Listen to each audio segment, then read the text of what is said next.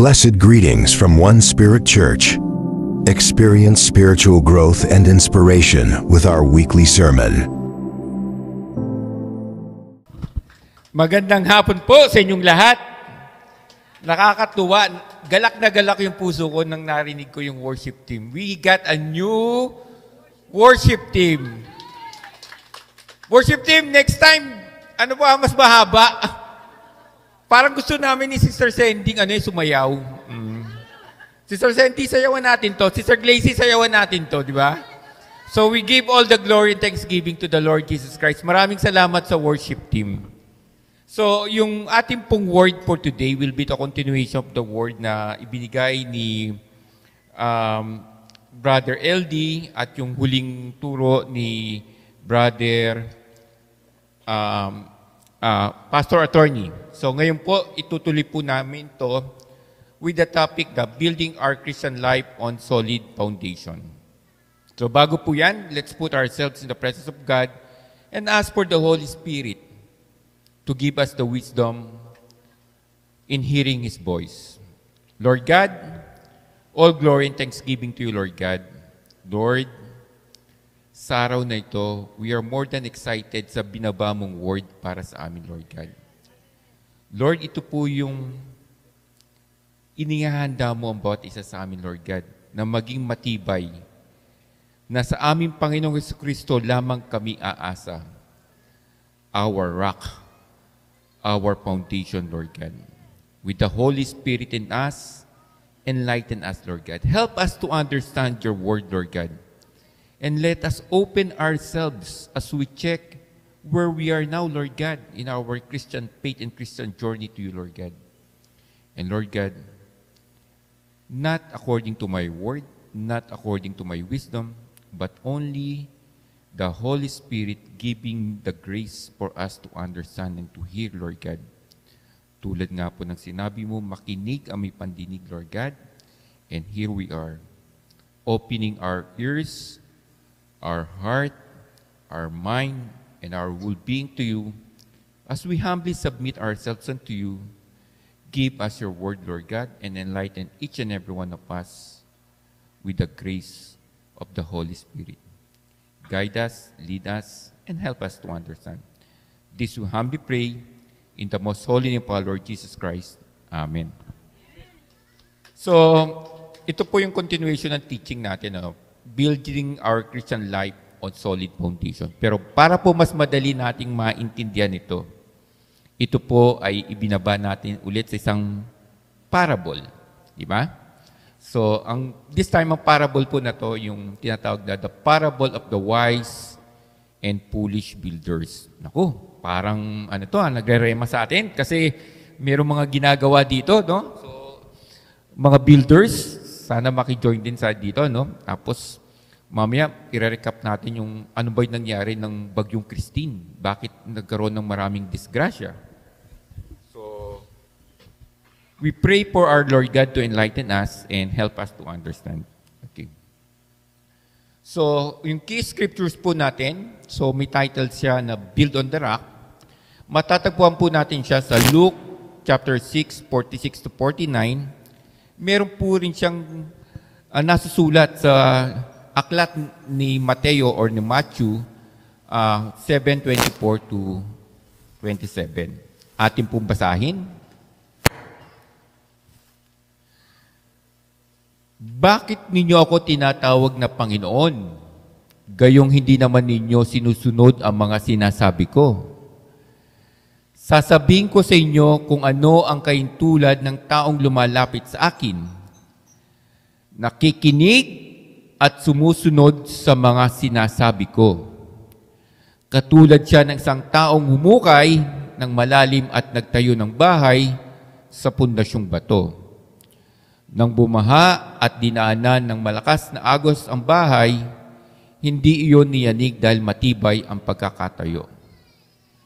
Ngunit ang nakikinig sa mga sinabi ko pero hindi naman ito sinunod, ay katulad ng isang taong nagtayo ng bahay na walang matibay na pundasyon. Nang bumaha at dinana ng malakas na agos ng bahay, nagiba ito at lubusang nawasak. So, hatiin po natin yung tatlong parte ng parable. So, yung una, ito po yung nangyari ng sa Sermon of the Mount. So, siguro po, yung mga nakapagbasa na sa inyo ng Book of Matthew, ng ating gospel author, yung chapters 5, 6, and 7 are dedicated for the Sermon of the Mount. Ito po yung chapter 7 will be the last chapter ng sermon niya at the Mount. At ito rin po yung huling parabola na binigay niya sa Sermon of the Mount. Okay.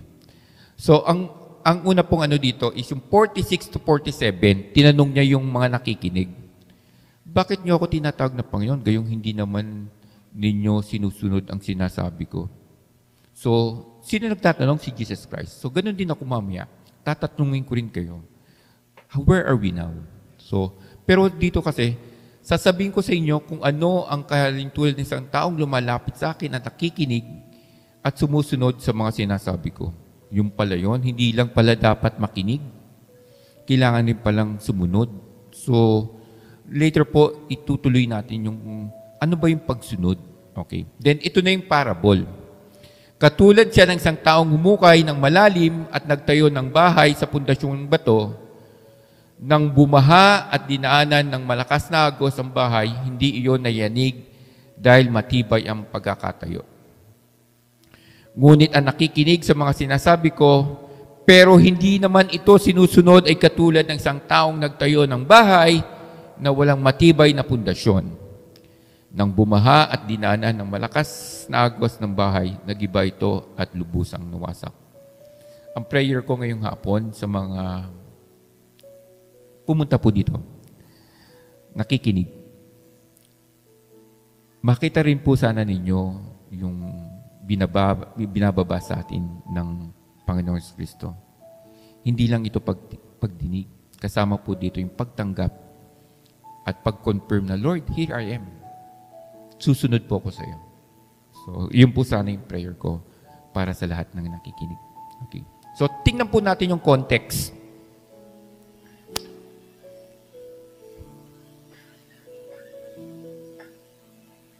So, context ng parable. So, pag tinignan po, the parable serves as a final warning. Listening to Jesus' word is not enough. Obedience is required. Ulitin ko po, itong parabola na to ay binigay ng ating Panginoong Kristo sa bundok ng Mount of sermon niya sa mountain. Okay. He had just taught about, marami siyang tinuro about righteousness, love, faith, and true discipleship. Pero po sinabi dito, ito yung final warning. So, bakit final warning? Kasi ito na yung huli niyang ibababa na parable. Ang tanong dito, si God ba tumigil na sa pagtuturo? No? Nung nagpapagaling siya, nagtuturo siya. Pero ito na lang yung huli na tinuro niya sa Sermon of the Mount. So, yun. Pero ang iba ang pinapaywatig niya ngayon dito, kailangan yung sumunod sa mga pinag-uutos ko. Pero mahirap to kasing intindihin ng mga panahon na yon. Kahit kasi yung mga apostoles, hindi pa nila naiintindihan kung ano yung binababa sa kanila ng Panginoon. Bakit? Kasi wala pa yung Holy Spirit. So ngayon, ang prayer ko kanina bago tayo mag-start, sana bumaba sa atin yung Holy Spirit para maintindihan natin kung ano yung tinuturo ngayon. Okay? So sinabi nga po doon sa Luke 6:46-49, nagtanong si God, why do you call me Lord, Lord, and do not do what I say? So ito po yung tinatawag nating danger of empty profession without real commitment. So ito yung mga tumanggap pero wala namang commitment ng pagsunod sa Diyos. So medyo medyo may tama to sa ating mga Kristiyano. Bakit? Kasi tayo na po yung mga tumanggap, di ba? Pero ang tanong, yung bang pagtaganggap natin is enough na yun para sa atin. So, nakinig tayo ng teaching ni Brother Attorney last week. You once saved, always saved. So, ito yung adoption nun, di ba? So, tinanggap na natin yung awa. Pero, ayaw nating maligaw o ayaw nating mag-fall back. Di ba? Ayaw natin yung walang ginagawa dahil sa hindi natin naunawaan. Bakit hindi natin naunawaan? Kasi nakinig lang tayo, hindi natin naisip, hindi natin napuso yung pagsunod. So, ganun rin yung sa Matthew 7:24-27, ano? Jesus is saying that those who hear His words and act upon them are like a wise man. So, sino sabi niya? Wise men. Ibig sabihin, matalinong tao who builds on the rock. While those who hear but do not obey are like foolish men who builds on the sand. So, ngayon po, tingnan natin yung, ano ba yung symbolism ng parable. Kasi narinig nyo, wise men, meron tayong rock, meron tayong sand. So, ano ba to? So, yung wise builder, sabi po natin, represents those who hear and obey Jesus' teaching. Their faith is rooted in Christ, enabling them to endure hardship. Okay. So, sila po yung nakinig at sumunod. Pero sino naman yung foolish builder? Represent those who hear but do not obey. So, marami niyan. Kami nang nasa Katoliko pa noon, ito, alam namin to ni yung bang nakikinig kami, kasi yung sermon namin doon, parang naka-time, ganun. So, pero hindi mo alam kung ano yung sermon. So, ang lumalabas doon sa amin, pag sermon sa Katoliko, pasok sa isang tenga, labas sa kabilang tenga. Anong lagi mong tinitingnan? Oops, matatapos na to, 5 minutes na lang, kasi tinitingnan mo yung clock eh. So, hindi mo alam kung ano yung context ng tinuturo sa'yo. Pero dito medyo nagwa-warn na si Jesus Christ. Hindi ka pwedeng makinig lang. Kailangan mong sumunod. Pero paano ka susunod kung hindi mo naintindihan? Di ba? So, meron rin po siyang pagkantulad ng rock versus sand. So, sabi niya, ang rock, alam po natin yung rock, sa Tagalog yung rock, bato. So, anong karakteristik ng bato? Matigas, matibay. So, alam po natin to. Pag matibay, solid yung pundasyon. So, ang sabi dito, it symbolizes Christ and His teaching. So, sino yung rock? Si Jesus Christ at saka tinuro niya. Okay. So, building the rock means anchoring our life in God's truth which provides stability in trials. Binigay ng agad yung dynamics ng rock. Sabi ganon, kung ikaw ay naka-angkla or naka-ground sa Panginoong Yesus at sa Kanyang katotohanan, it will provide you stability. Ito yung yung pundasyon na matibay. Stability means stable, di ba? So, dito ka ngayon magiging panatag dahil matibay ang yung kinakatayuan. Pero ano naman yung sand? So, alam mo na yung sand? So, Boracay sand. Ano yung buhangin? Di ba pag gustong-gusto natin sa beach? Ito, mga taga-Parañaque, alam nito kasi meron kami beach dati, no? Ang problema sa beach, pag inano ng alon, no, wala na, di ba? Pero dito, since ang pinag-usapan natin builder, ito yung sinasabi, gumawa ka ng bahay sa ilalim ng buhangin. So, sabi niya, it symbolizes human wisdom. Oh, narinig niyo yung wisdom? Kingdom? Parang gano'n. Human wisdom. Okay?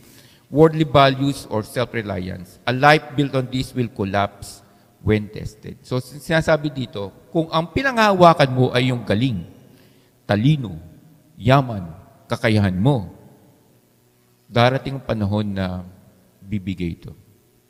Tulad ng isang buhangin. So, sino yung mga matatanda? Alam mo yung kanta ng Kastilyong Buhangin? So, gumuhong. Ikaw, attorney, paano ba yan? Gumuhong, Kastilyong Buhangin. So, ganun yun eh. Pag hindi matibay, yung buhangin talaga, karakteristik nun, talaga gumuguho yun. So, ang mangyayari, guguho yun. Di ba? So, kahit na magaling ka, sabi nga nito, kahit na matalino ka, kahit na alam mo yung mga values na kinalakihan mo, tradisyon kinalakihan mo, or masyado kang believe sa galing mo, sa sarili mo, there will be a time na mawawala rin. So, tuloy po natin yung symbolism ng parable. Ito yun. So, bakit guguho? Kasi meron darating na trials and judgment. So, actually, 3 po yan. Trials, judgment, and consequences. So, the storm represents life's challenges, suffering, and final judgment. So, ano sa Tagalog, ano yung storm? Bagyo. So, alam po natin, no, pag binabagyo ang buhay natin, ano ibig sabihin nun? Pag binabagyo, inuulan, yun, problema. Pag dinarang ka ng, problema is okay, medyo manageable. Pag trials, medyo mabigat yan, di ba? Napakabigat na trials, di ba? Ano pa?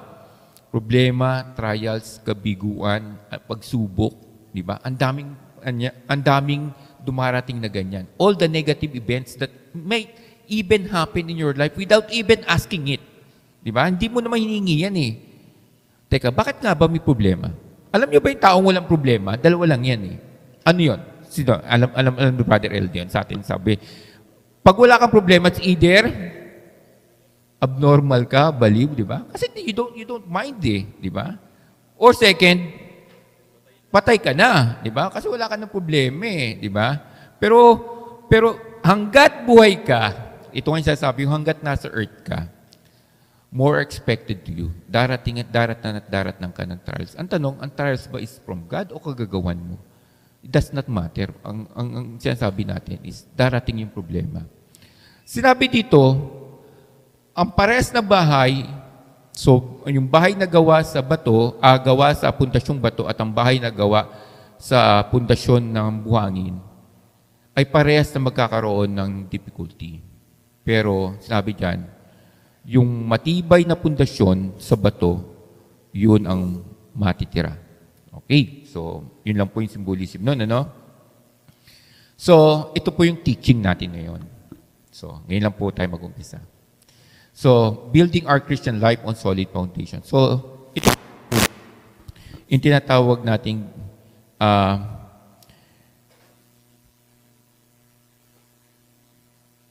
obedience.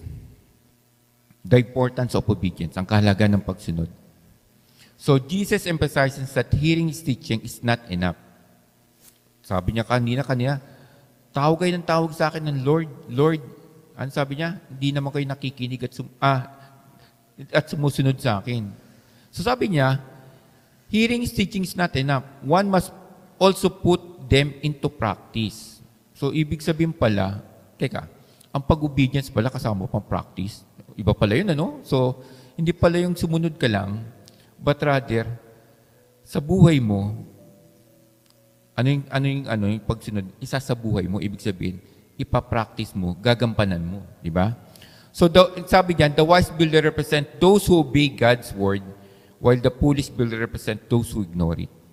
Medyo hindi ko po bibigyan ng priority yung foolish, kasi yung foolish sila yung yung hindi Kristiyano, di ba?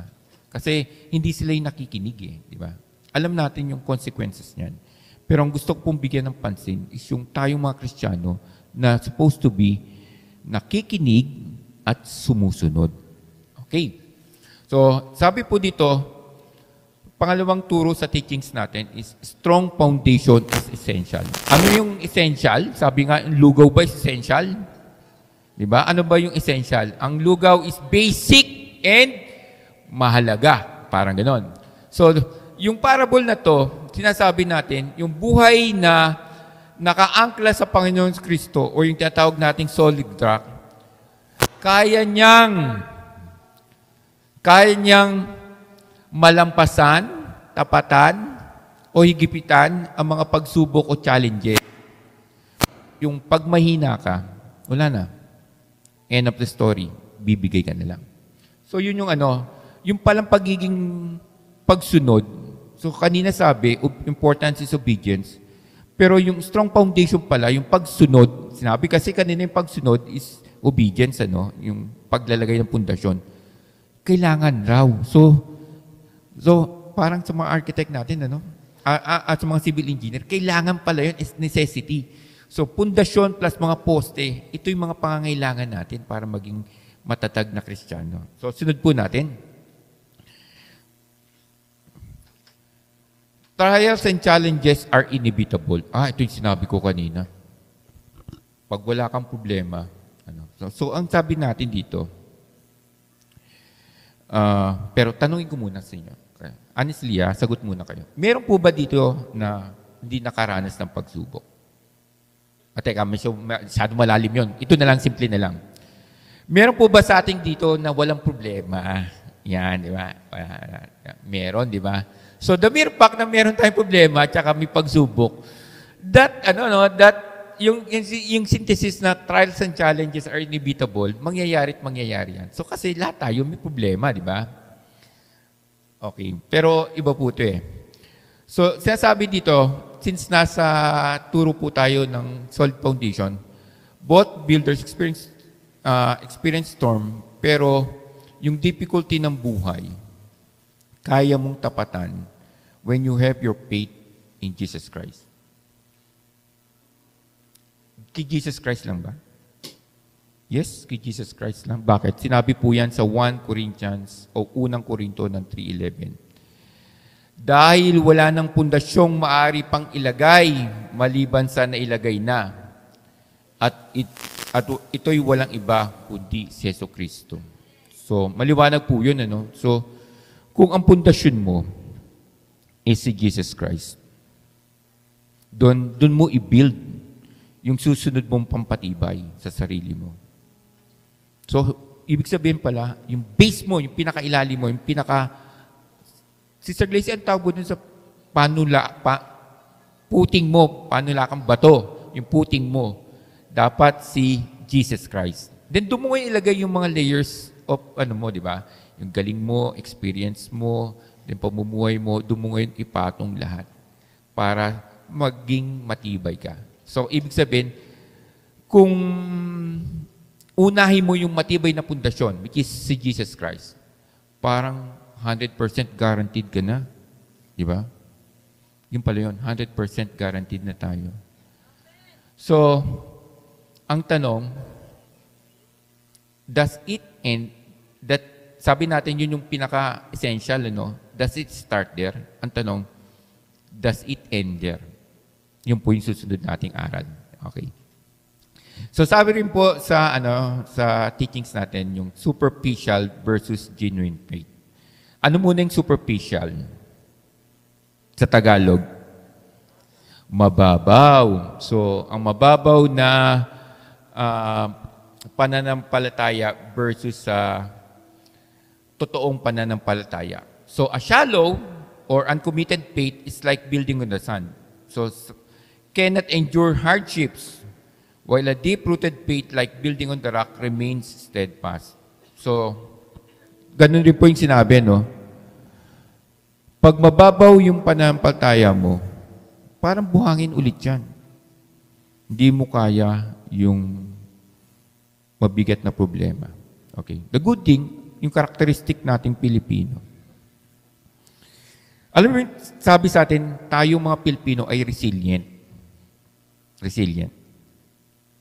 Sa palagay mo, bakit tayo resilient? Kasi isa lang yung social interpretation ko. Dahil ang mga Pilipino ay lumaking mahirap. Kaya parang nadalisay tayo ng kabataan natin. Kumbaga nadalisay tayo nasanay tayo sa hirap, yung pundasyon natin. Tapos yung mga magulang pa natin, ewan ko lang yung Gen X kasi, yung mga nanay, tatay namin, grabe yan. So, siguro walang Gen X dito hindi nakaranas ng palo. Diba? Naku, sakit yan. Ibig sabihin, lahat tayo dinisiplina. So, babalik ko po rin yung karakteristik ng mga Pilipino. So, pag tinignan nyo, ang mga Pilipino malalim ang pundasyon. Dahil ba sa Katoliko sila? No, dahil nasanay tayo sa environment na kinalalagyan natin. So, ganun rin ito. Kung tayo mga Kristiyano ay nasa environment ni Kristo, palagay ko, magiging matatag tayo. So, lagi ko sinasabi, kung tayo mga Kristiyano, so, ina-abstract ko. Ibig sabihin, kung paano ko iniwalay na hindi na natin masyadong i-discuss yung sand. Ganun rin, ina-abstract ko o inihiwalay ko yung mga yung mga Kristiyanong katulad natin na lalamya. Sabi nga ni Pastor Attorney, di ba? Na minsan Kristiyano pag nasa service, pero pagpasok sa hindi na Kristiyano, di ba? So, yun ang tinatawag nating mababaw na pundasyon. Mababaw kay Kristo. So, hindi yun po yung pag-uusapan natin yung mababaw kasi ang matibay na pundasyon is para sa ating mga Kristiyano na expected na sumunod sa essentials. Okay. So, ano naman po yung panglimang katuruan sa atin? So, ang sinabi po dito is accountability, judgment, and consequences. Naku, meron palang ganun. Yes, meron ganun. Kasi lahat naman tayo, sabi ko nga, while we are here in earth, isa lang ang inaantay natin. Ang muling pagdating ng ating Panginoong Jesucristo, yung tinatawag nating second coming. Di ba? So, the final outcome of each believer house represent eternal consequences. Ano ba yung tayo mga Kristiyano?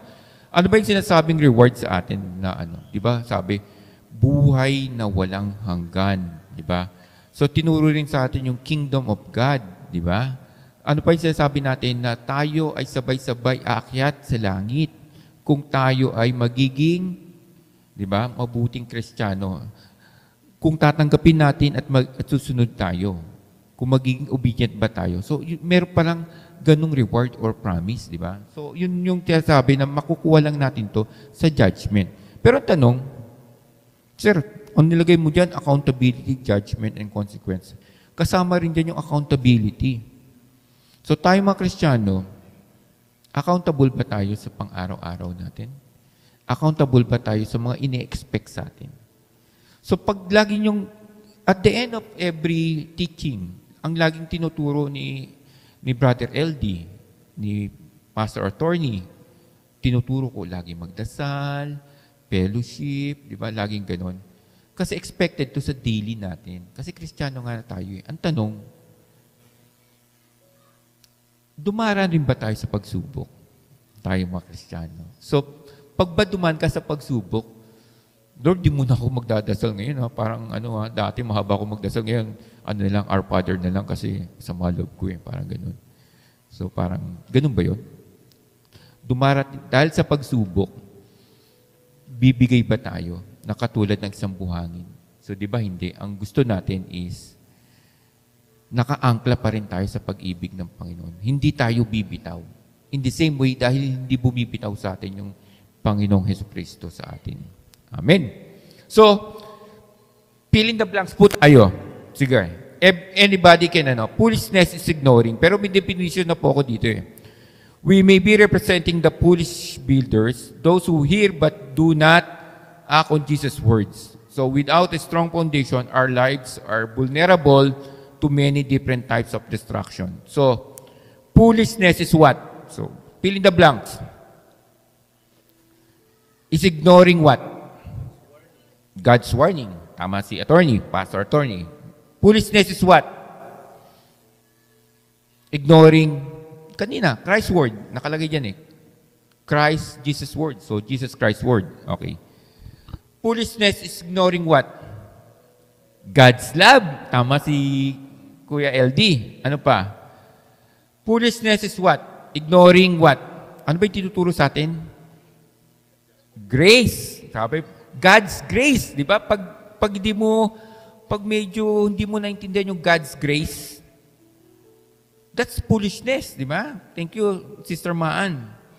Foolishness, narinig ko kanina, yung gospel, yung good news. Foolishness is ignoring the good news. Alam natin, Christ is the only way. Pero bakit bumibitaw tayo sa pundasyon natin? Sinabi ni I'm the only way, the truth, and the life. No one comes to the Father but only through me. Pero bakit tayo bumibitaw sa pundasyon na yun? Di ba? So, we don't need to be foolish. So, kaya nga gusto kong i-abstract o ihiwalay yan. Dahil sa ating mga Kristiyano, kailangan nating maging mas matibay. Okay? So, ito naman po ngayon, yung application sa buhay. Sabi ko kanina, ngayong nakikinig ka na, sumusunod ka na. Sabi nga natin, that's the start. It does not end there. Sabi natin, kailangan kasi natin ng mga application sa buhay natin bilang Kristiyano. So, i-apply po natin to ha. So, faith requires action. So, ano ulit?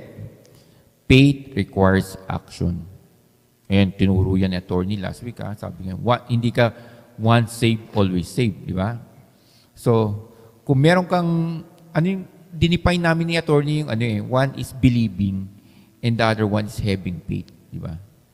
So, sinabi natin, believing is not enough. Although sinabi yan sa John 3:16. Kaya nga sabi nga natin, huwag kayong makikinig sa hap na turo lang. For God so loved the world that He gave His only begotten Son, that whoever believes in Him shall have eternal life. Pero ang gando lang, nagbilib lang. Hindi binasa yung susunod na praise. Di ba? Hindi binasa yung kasi kumbaga meron tayong A, B. Hindi sunod yung sumunod. At hindi rin binasa yung 17. So, putol yun. So, you only believe. Pero sinasabi namin, kailangan meron kang faith. Pero since Kristiyano ka, it's more than faith. You need action. So, ang sinasabi natin,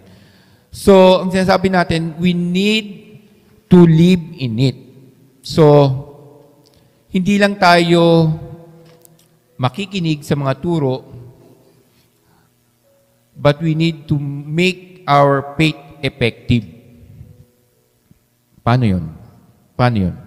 Kasi sinabi sa James 1:22, huwag kayong maging tagapakinig ng salita ng Diyos kung di sundin nyo ang sinabi nito. Dahil kung hindi, dinadaya nyo lang yung sarili nyo. Yung pala yun, sabi ni James o ni Santiago, dinadaya nyo lang yung sarili nyo. You're only fooling yourself. Ano na yung foolish Christian? Niloloko nyo lang sarili nyo. So you thought you were saved by just receiving the Lord.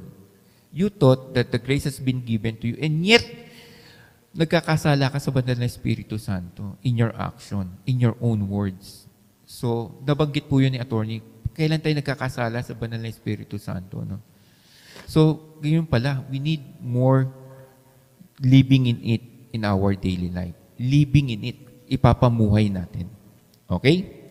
The second one is the strength of a life rooted in Christ.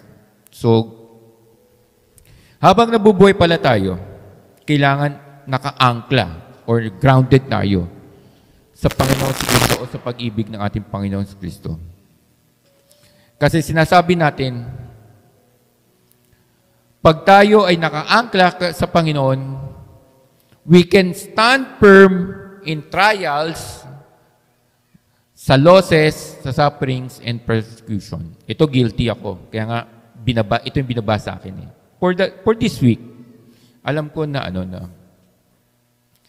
meron kasi akong mga nire-request kay Lord o pinipray, Some of them are para dito sa Batangas natin. Pero parang, Lord, parang ang tagal. Parang di mo ako sinusunod. In fact, na nga yun, nagpa-fasting ako noon. Parang sa sobrang ko, Lord, di mo naman ako sinusunod. Bibreak ko na nga itong fasting ko. Kumbaga, challenge ko pa si God. Ibibreak ko na itong fasting ko. Imbis na nabubuhay ka, ibig sabihin malalim ka. Kaya ka nga nagpa-fasting dahil gusto mong you want to experience more of the Lord. You want to experience more of the Spirit in you. Pero bakit ka bumibigay? So katulad ko, di ba, na nagtuturo.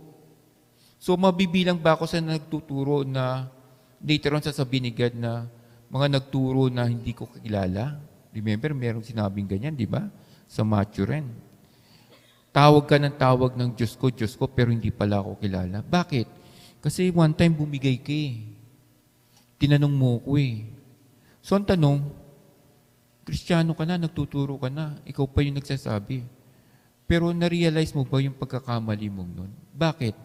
Dahil hindi ka grounded kay Christ.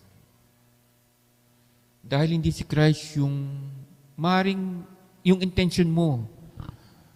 Pero yung nga sabi, the flesh is weak. But the spirit is weak. Ang natin is, kung hindi ka grounded kay Christ, kahit pala tayong mga naglilingkod, bumibigay din. So, kahit pala yung mga pare, kaya pala maraming, wag nyo yun, yung mga Katoliko, maraming sex scandal yung mga bata. Kasi hindi malalim kay Jesus Christ. Pero ganun ba talaga? Kailangan subukin. Sinusubok tayo para tayo ay dumalisay. Di ba? Sinusubok tayo dahil meron tayong hinihiling na gusto niyang ibigay, pero gusto niya maging handa tayo. Di ba? Yun yung gusto ni God. Sinusubok niya tayo dahil inililigtas niya tayo sa higit na kapahamakan. Di ba? Kasi ano yan parang gusto mo ng ganito, ma-promote, pero pag na-promote ka naman, buong buhay mo naman, nagtatrabaho ka, nakalimutan mo na yung pamilya mo, parang gano'n, di ba? So, ganun yung gusto ni God. Pero hindi mo maunawaan yun kung hindi ka grounded kay Christ. So, yun yung sinasabi ito, talagang, lagi akong, ito, common to, sorry if I need to say this. Sa kalsada, siguro alam nyo na medyo may kabilisan ako mag-drive. Sample lang yun. Pero hindi yun. Ang ano ko yung init ng ulo ko pag halimbawa may sumingit, ganyan. Ang sasabihin sa akin ng may bahay ko ni sister wife ko o ni sister Maribik, nasa iyo na yung Holy Spirit. Tigilan mo na yan. Di ba? Di ba? Tigilan. Huwag mo na kapulin niya. Bayaan mo na yan. God bless them. Ganon. Kasi talagang, ewan ko ba, kung bakit nanggigigil kang gumante. Di ba? Di ba? Nanggigigil kang gumante. Pero, Kristiyano na ako, di ba? I mean, grounded. Sabi nga namin, shucks. Ang hina naman natin, di ba? Pero sample lang po yun, ano? Kasi ang gusto kong sabihin dito, ang gusto kong ibigay na teaching is kakayanin natin lahat ng problema. Ito kakayanin natin lahat ng problema kung grounded ka kay Jesus Christ. Sabi ko nga, bago ako maging Christian, hindi nyo lang alam kung ano yung problema ko. Meron na akong chronic depression. Okay. Pero binago lahat yun ni Jesus Christ. Kinaya ko lahat yun. Unti-unti ako nakarecover. Dahil lang, for one time, the Holy Spirit is in me and napakatyaga ng Diyos ko, ng Panginoong Kristo sa akin. So, tatanggalin ko sa yung chronic depression mo. Dahil nasa akin ka na. So, ganun pala yun, Kahit na mabigat na problema, kaya mong lampasan. Ay, yung term na chronic, Nurse Maribik, ano ibig sabihin ng chronic? Malala na. Malalang depression. Kaya niyang pagalingin.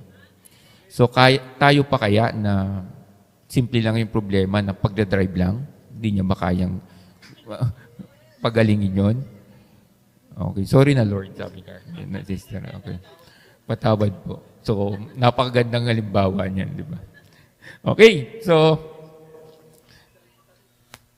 next, the danger of superficial faith.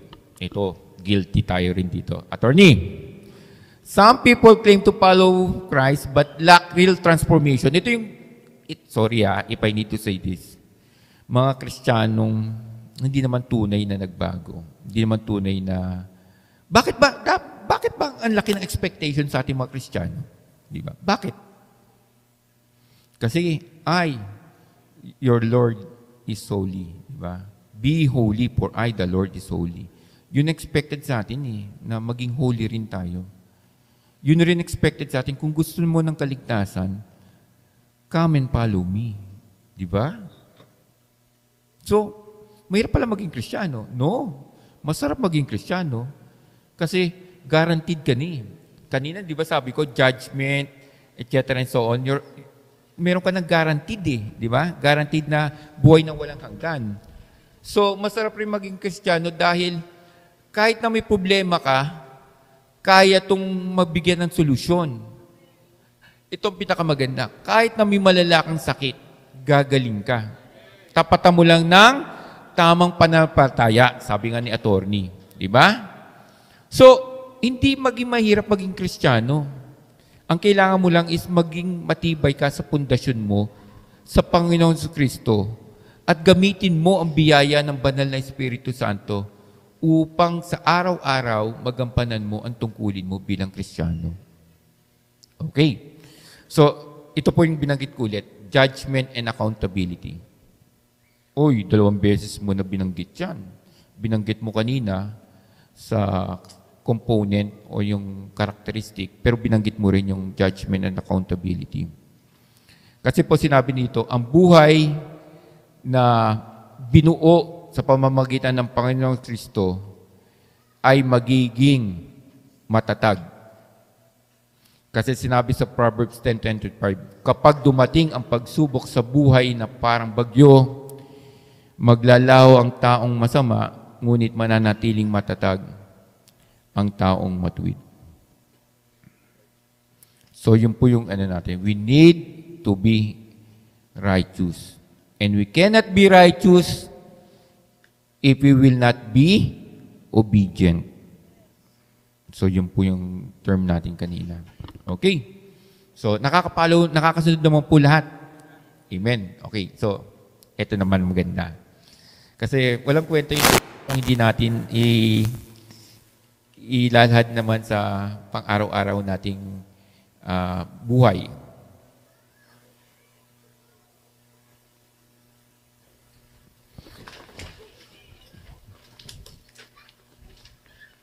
So, personal life application po natin, building your life in Christ. So, our lives need to be built on Jesus and His teachings to endure challenges. Practically, ito po yung sinasabi. So, build your life in Christ through His teachings to endure challenges para makayanan natin yung mga challenges. So, practically, 3 po yung tinuro dito. Reading and applying the Bible daily. Reading and applying the Bible daily. Lagi po nating inano yan. So, build your life in Christ. So, ini-expect na ang lahat ng Kristiyano magbabasa ng Biblia. Daily. Ang maganda niya, may apps na. Di ba? May apps, may Bible apps. Kasi dati, ang hirap magbasa ng Bible. Makapal. Sumunod, yung mga tumatanda, ang hirap magbasa ng Bible kasi hindi na makakita. So, maganda ngayon sa apps, nasa-zoom mo, tapos kusa pang may AI na kusa pang nagbabadsa, di ba? Tapos nako-compare mo pa yung mga books, sa NIV, sa New King James Version, so nako-compare mo pa. So nagkakaroon ka ng linaw. So bakit? Ang salita niyo'y katulad ng ilaw na nagbibigay liwanag sa aking dadanan. Sinabi po yan sa Psalm 119:105. Nung una ko naging Kristiyano, yan po yung profile ko sa WhatsApp. So pag tinignan yung WhatsApp ko, yan yung profile ko. Psalm 119:105. Ano yung sa English nito? Your word is the light on my feet and the light on my path. So, NIV po yun. So, your word is the light on my feet and the light on my path. So, di ba po, napakaganda? Ang tanong, at ito building your Christian life, building your life in Christ daily. Daily. So, kung mag-isa ka, medyo mahirap. Kaya yung susunod na turo dito, merong mga tip. So, una kong tip is, siguro, gumamit kayo ng apps. Sa amin, yung apps namin very effective Kasi merong explanation, merong reflection, tapos it gives you also the opportunity to pray. Kasi parang pag di mo kinilik yung 3, hindi mo nabuo yung task mo. So the first task is unawain mo yung Bible reading.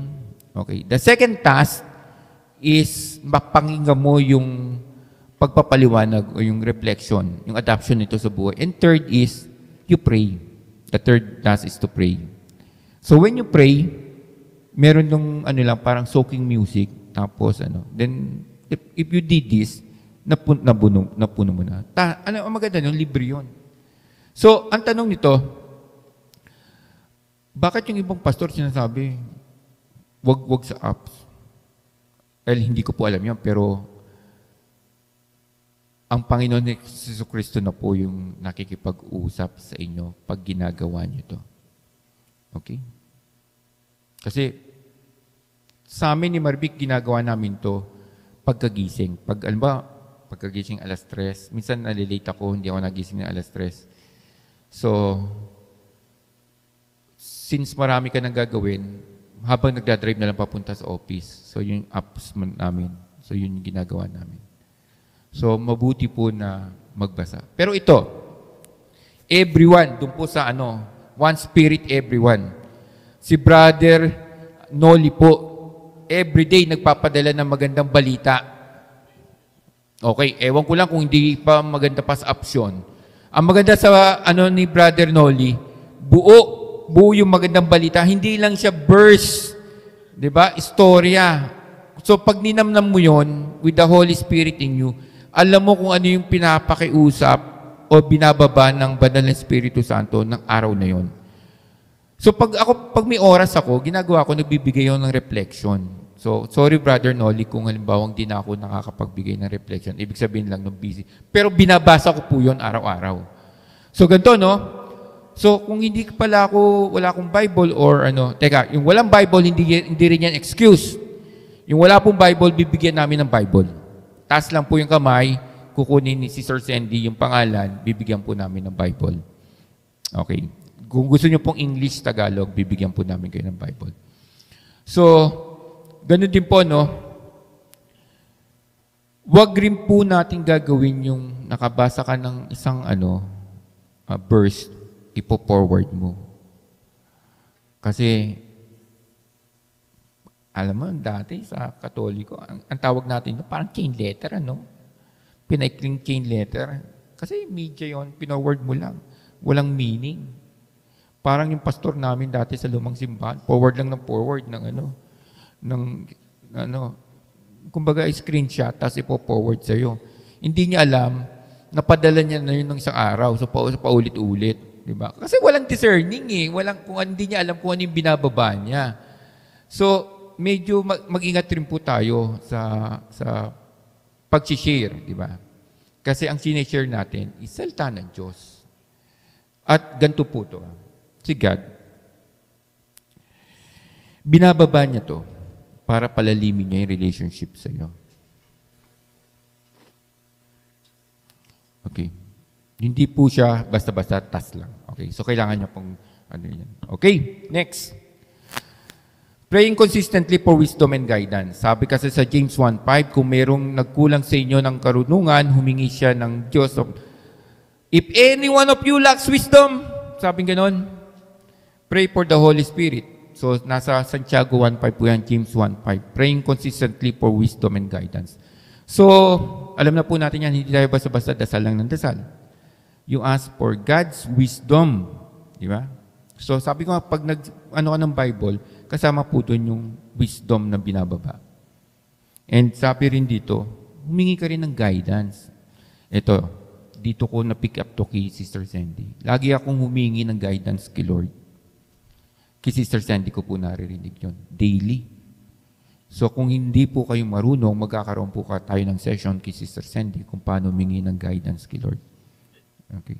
Kasi po, effective yan.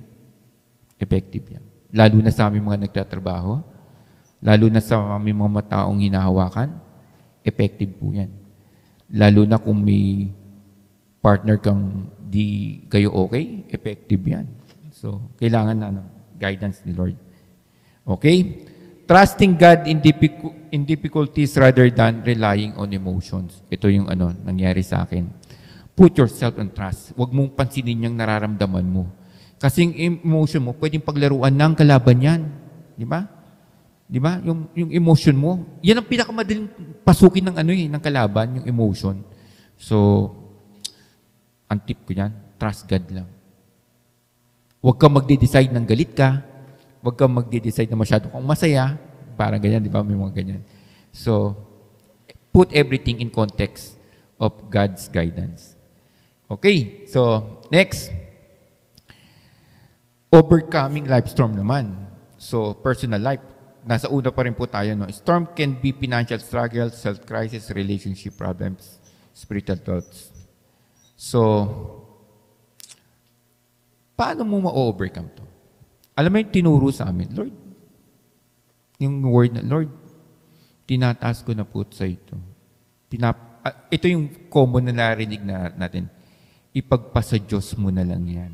Di ba? Pero ikaw mismo yung magtaas kay Lord. Lord, may struggle ako financially. Hindi naman ako papasok dito kung hindi ko. Hindi mo naman ginusto to, Lord. Na ikaw yung, it's me who created the problem, pero I need your guidance, Lord, on how I can resolve this. Let me manage these people. So yung mga struggle na yan, nagkasakit, etc. and so on, lahat yan, itaas nyo kay Lord. Ngayon, ganito po. Kung kailangan nyo ng prayer, lalo na po sa mga bago nating kasama, touch each and any of your One Spirit church member, and we will pray for you. And guarantee po namin, kasama nyo po kami sa struggle na to. Dahil isa lang pong pinangungawakan namin, si Jesus Christ. So, okay. So, Maribik, kaya mo bang basahin yung Philippians 4:6-7? Anong ibig sabihin yan? Para malaman nila. Ang katumbas na nito yung 1 Thessalonians 5:16-18. Ano? Philippians 4:6-7. Huwag kayong mag-alala sa anumang bagay. Sa halip, ilapit sa Diyos ang lahat ng pangangailangan nyo sa pamamagitan ng panalangin na may pasasalamat. Kapag ginawa nyo ito, bibigyan kayo ng Diyos ng kapayapaan na siyang mag-iingat sa puso ninyo at pag-iisip dahil kayo'y na kay Kristo Jesus. At ang kapayapaang ito ay hindi kayang unawain ng tao. Amen. Guarantee po natin yan. Guarantee. So, we will overcome those storms. Basta magdasal ka lang. Put your everything in your faith to the Lord Jesus Christ. So, ito naman, maganda to. Sabi ni Maan, parang konting minutes ka na lang. Ano? So, relationship and marriage. Hindi po ito marriage encounter. Okay. Pang ano po ito? But if you would have a strong marriage built with Christ's love, commitment, and faith in God, madali po yan. Madali po yan. So, ang tanong, yung partner mo ba nakikigad na? Nakikhrist na? We will pray for that. Diba? We can talk about it, and we will continue to pray for that. Okay. So, couples should pray and study Scripture together. Ito yung sinasabi kong technique. Dalawa kayong mag-aaral. Kasi pag medyo mag-isa ka lang, ano kayang gustong ibaba sa akin ni Lord? Ang hirap, ano? Lalo na pag hindi ka talaga binababaan. I mean, pag preoccupied ka. Pero pag meron kang kapartner, parang ako, si Sister Maribik, siya mismo yung binababaan. Tapos kami na lang nagkakaroon ng reflection. O nga, no? O nga, no? Yung nga yung sinabi ni Lord, ano? Buti na lang, ganyan ang binabasa sa atin. Buti na lang, ano? So, hindi siya coincidental, binababa talaga siya. The good thing is, binababa siya sa partner ko. Kim Maribik. Partner in faith, di ba? Okay. Build trust through honesty and faithfulness. Di po natin pag-usapan to, pero if both of you will be honest and faithful to each other, isa lang po yun. Christ is in you. Okay. Handle grace with grace and forgiveness. Okay. Nasusulat rin yan sa Ephesians 4:32. Alam mo ba yung Ephesians 4:32, Maribik? Pakibasa naman. Efeso chapter 4, verse 32. Sa halip maging mabait kayo at maawain sa isa't isa, at magpatawad kayo sa isa't isa, gaya ng pagpapatawad ng Diyos sa inyo, dahil kay Kristo. Ito po yung pang marriage encounter na talk. Don't expect, simply accept. Magkaiba kayong personality na mag-asawa, pero laging magkakaroon ng misunderstanding. Depende sa sitwasyon, sa interpretasyon, depende sa kulang yung binigay mong pera, etc. and so on, di ba? Pero, ano po yan, lahat yan madaling maayos kung if you accept one another and if you put God. So, hindi po natin tatalakin. Pero ang sinasabi ko, ito lang, if you will put God in your marriage, parang kami ni Maribik, we were tested by a lot of difficulties and yet we ended as partners in Christ. Napakasarap po na ang kapartner mo sa pag-aaral ay asawa mo. So, alam po yan ni Brother LD, alam po yan ni Pastor Attorney. So, it's a reward. Tapos, lalo na pag nalaman mo yung Proverbs na ang asawa pala ay bigay ng Diyos. So, dapat i-cherish natin yan, di ba? Blessing ni God yun, ha? Okay. Next.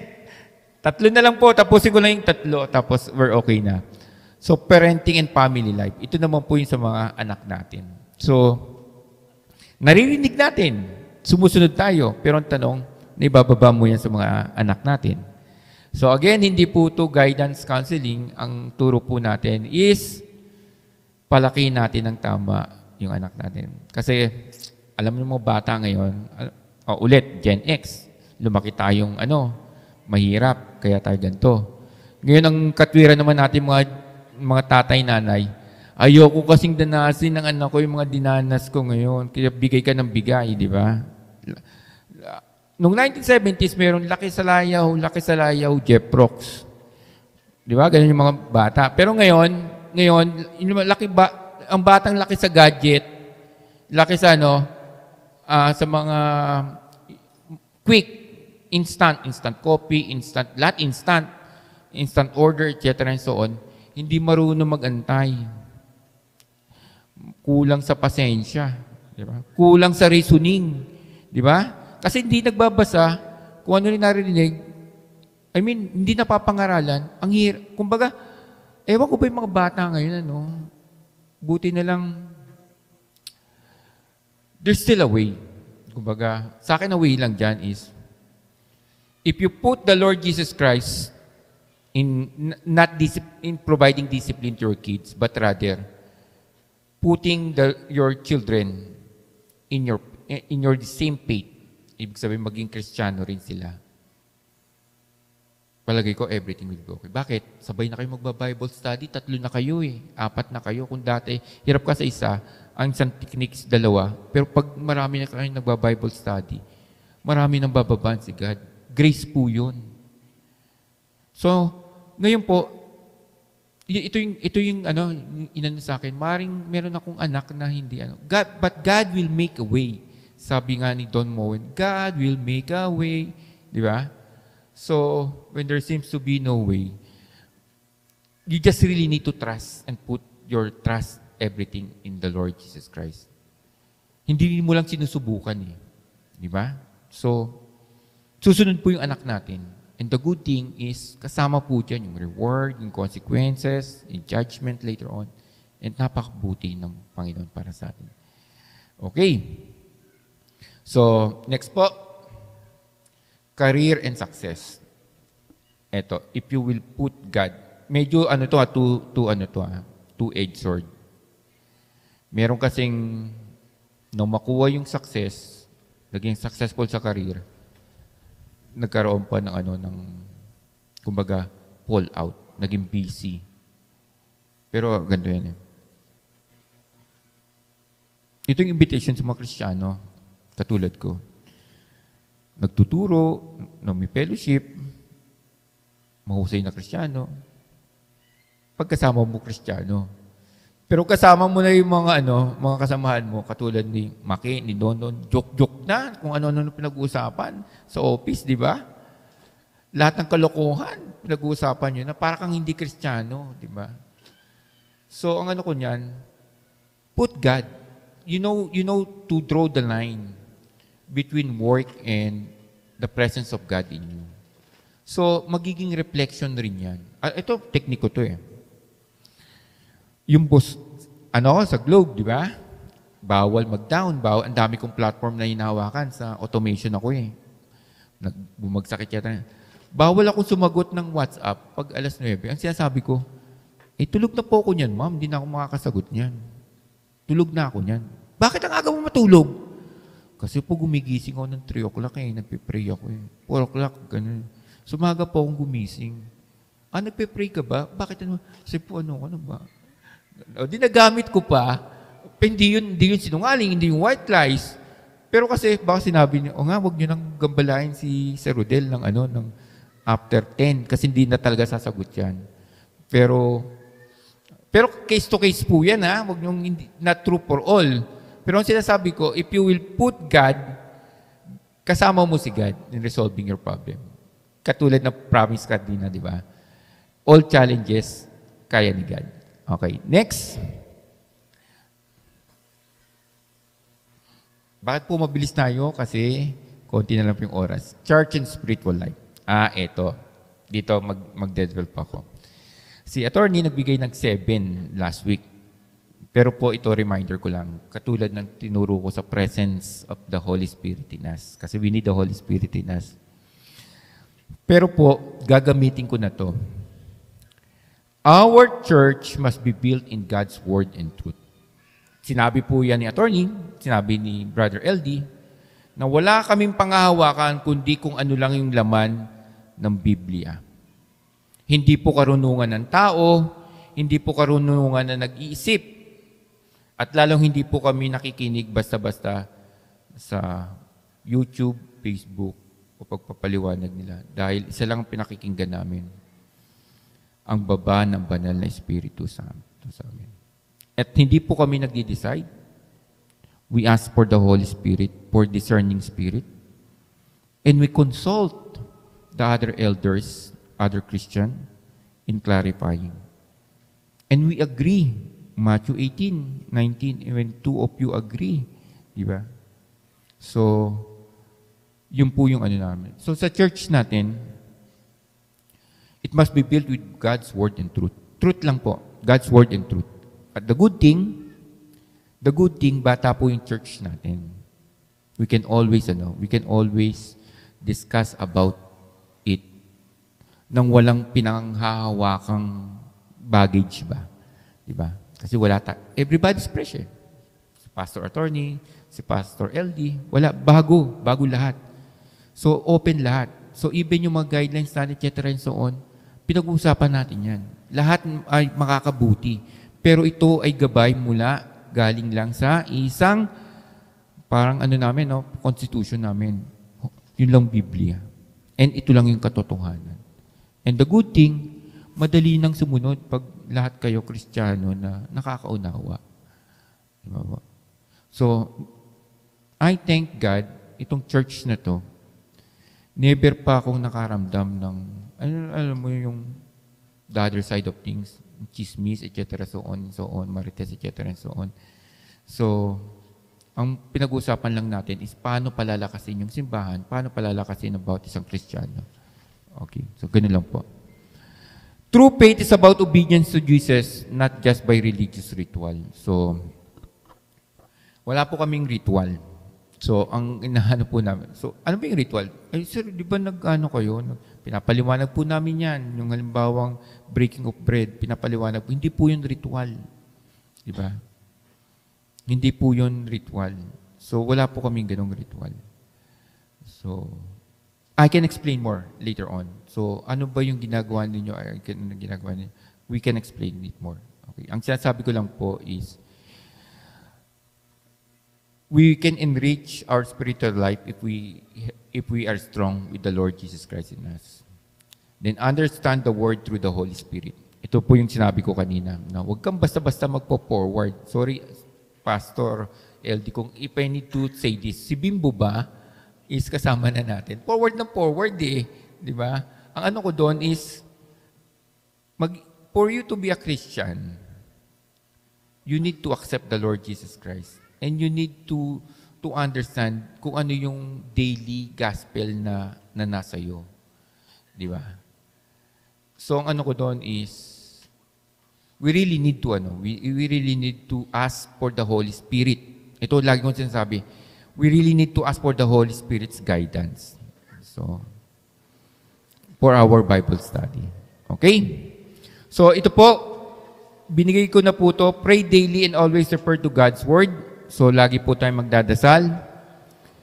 Read the Word daily and do reflections. Always give thanks and share blessings for all glory of God. Regularly participate in worship, all coming from the heart. Maraming po salamat sa worship team namin kanina. Bago na yung worship team natin, nadagdag si Brother LD at saka si Brother Jonathan sa worship team. Powerhouse na yung ating worship team. So, more power to our worship team. Okay. And do Christian fellowship and love one another. So, pag po tayo nagpe-fellowship, hindi ito kwentuhan, hindi ito marites, ha? So, wala po tayong wala pa kaming fellowship na hindi Bible yung pinag-usapan. Okay, so hindi po siya nagkita sa isang restaurant para lang magdiwang or mag-celebrate or whatever. So, our fellowship is pagpapalakasan ng bawat isang Kristiyano. Okay? So, I think we're okay na. Gusto ko lang siyang i-conclude. Ano po yung conclusions natin? Naintindihan po natin yung tinatawag nating parabola. To be strong, you need to have your grounding with the Lord Jesus Christ on the rock. Pero sabi ko, to be strong, to be grounded, is not only to hear the Lord Jesus Christ, but also to be obedient. But to be obedient is not enough. We need to live it in our daily life. Diba? We need action. And to be strong in actions, we need to do it collectively as a church. So, yun po yung storyline natin. Okay. So, ngayon, ang tanong, ano po yung conclusion natin? So, actually, this is an invitation and a true call for true discipleship. So, pag nagbabasa ka ng Biblia, sineshare mo yan, it's discipleship. Pag nakakita ka ng hindi Kristiyano, hindi mo inibitahan mo, that is true discipleship. Kung ang asawa mo hindi nakakasunod, that's true discipleship if sinamahan mo. Kung ang anak mo hindi nakasama sa'yo, and yet napasunod mo, that's discipleship. So, more are expected on us, being a Christians, to be on true discipleship. So the parable calls believers to build our lives on Jesus by obeying His word. Trials will come, but those firmly rooted in Christ will remain strong. So let us be strong. Okay. And ito po yung tanong sa atin. Are we merely hearers of His word, or are we doers who build wisely? Ibig sabihin, talaga bang grounded tayo sa bato, sa matibay na bato, through our Lord Jesus Christ? As Christians, talaga bang matibay tayo? So, we might fall like me. Sabi ko nga, parang nakaramdam rin ako. But the good thing is, the Holy Spirit is quick to recover kasi hindi naman umaalis sa yung Holy Spirit eh. Ulitin ko once you accept the Holy Spirit, hindi yan aalis sa'yo. You just simply need to revive the Holy Spirit in you. Di ba? And the good thing, napakadali lang yan. Prayer and Bible lang. Nandun na naman sa yung Holy Spirit. And yet, alive ka na naman. Sabi nga, alive, alive, alive forevermore. My Jesus is alive forevermore. So, kung pinanghinaan ka ngayon, ang bilis mo makaka-recover. Because the Lord Jesus Christ is in you, siyang pundasyon mo, and the Holy Spirit will always guide you. Okay. Then, so, final challenge po. So, kung mahaba pa lang storyline ni Sir, para lang ako nagpe-present sa board niyan eh. Kailangan ko ng approval. Di ba? Sanay ako dyan. So, are you a wise or foolish builder? So, pero sa ating po Kristiyano, hindi pinag-uusapan kung builder tayo, di ba? Kasi alam natin na maging kailangan straight talaga tayong through Jesus Christ. Pero ang tanong sa atin, are we a wise or foolish Christian? We are wise in One Spirit Church. Magandang hapon po sa inyo lahat. God bless. Thank you for watching our weekly sermon. Tune in online every day to connect with us and deepen your faith. Don't miss out on this opportunity to start your day with God's Word. Shalom.